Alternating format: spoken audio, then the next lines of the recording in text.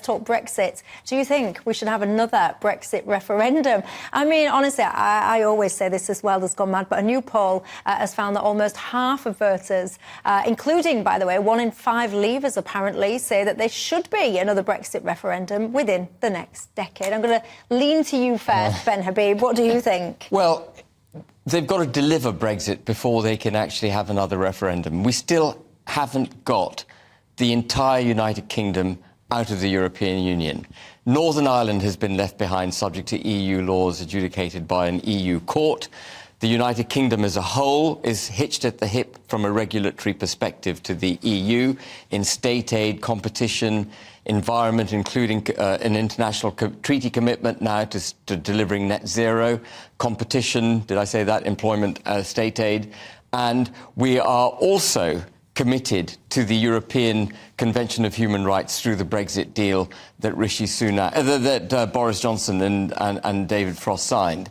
So, well, we could leave that though, can't we? We don't have to have another Brexit referendum. You could leave the ECH out. Yeah. So what I'm saying is we've got to leave the EU before they can justify having another referendum. Having said that, if they were to have a referendum, we would be voting to join an incredibly different EU to the one we left. How so? Because this EU used to only have the right, for example, the EU is at its heart a wealth redistribution programme, and the mechanism by which that was done was member states contributing money and Brussels then divvying it out. Now the EU, contrary actually to the initial treaties of the EU, borrows money on top of the money that it gets from its member states. So it is a very highly indebted institution.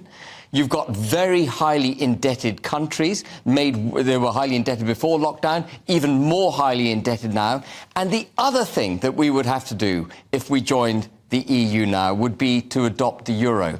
And we know from masses of examples... Why do you say that that's a cert? That is a requirement. That is a requirement of EU accession now. That is a stated requirement. A cast iron. You're not allowed to keep your currency. So we would have to effectively give up the pound, and we know through oodles of examples that the euro doesn't work. It acts as a noose around your economic neck when things don't work out. What do you make to this, Scarlett?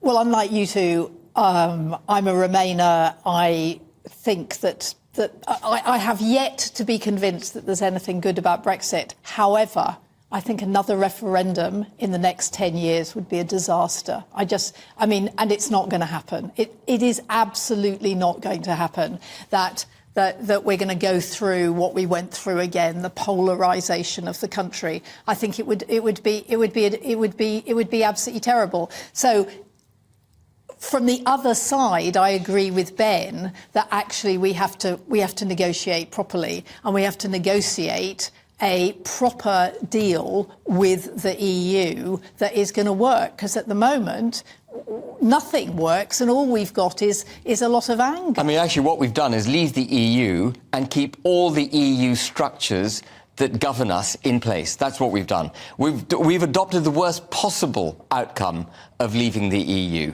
Right, but why? Why? Because, so you're telling me that Sunak sits there and goes, do you know what? I know what I'm going to do to help bolster my popularity and get re-elected. I'm going to make a complete dog's dinner of Brexit and keep us half in and mess up Northern Ireland and... Michelle, it's the same reason why the Home Service doesn't work, why we can't process asylum claims. It's the same reason why the NHS doesn't work and why? Waiting lists have doubled. It's the same reason why we can't control the flow. What's the reason? Well, it's complete, utter governance incompetence. We have a bunch of people running the country who haven't got a clue how to do it. We've got a civil service that seems in opposition to the political mandate that was given to successive governments, including obviously the Brexit mandate, the biggest democratic mandate given to any government, and then parliamentarians and the civil service behind them stood up and basically frustrated it. We do not have proper governance in this country at the moment. We need root and branch reform, and which is why I'm part of... Quite literally. See the little sales pitch there, everyone? Did you notice it? Why are you groaning when he's talking? Why?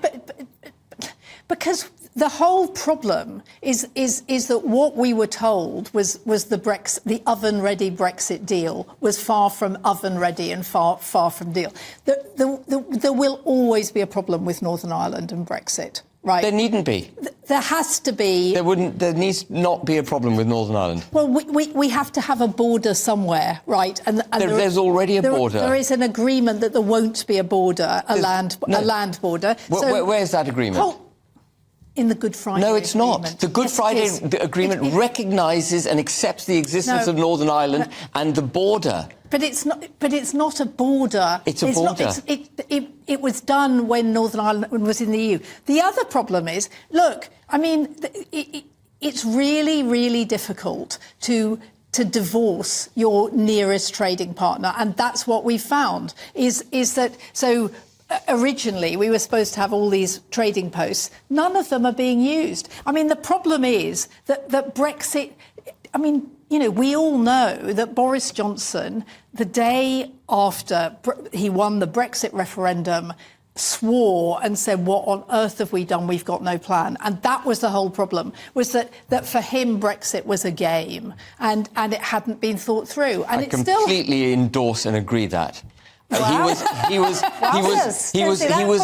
the morning after the referendum, he was virtually dumbfounded, downhearted, visibly shaken when he made his victory speech. He should have been punching the air, he should have been over the moon. At that point, I remember thinking, this man's not behind the agenda. But that is because, if you ask my humble opinion, there is this massive disconnect between those people that operate in terms of politically running this country and your everyman on the street. And I think that kind of disconnect was so vast that they didn't, for a million years, I don't think they envisaged the turnout. I don't think that they envisaged that loads of people that are not massively politically engaged would have turned out on this one issue. And I certainly don't think that they would have envisaged that people would have actually have gone for Brexit. And I still don't actually think that there's much more of a connection between the political circle not at all. And us guys. But actually, what we need to know is what people were really voting for.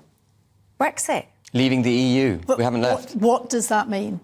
Well, you tell me then. She's asking you, did you vote for Brexit? What was it you voted for? I voted for Brexit, and I would say ultimate sovereignty for this country to be the ultimate. The buck stops with you, and you are responsible exclusively for what you succeed at and what you fail at. That's what I voted for. What did you vote for when you voted for Brexit?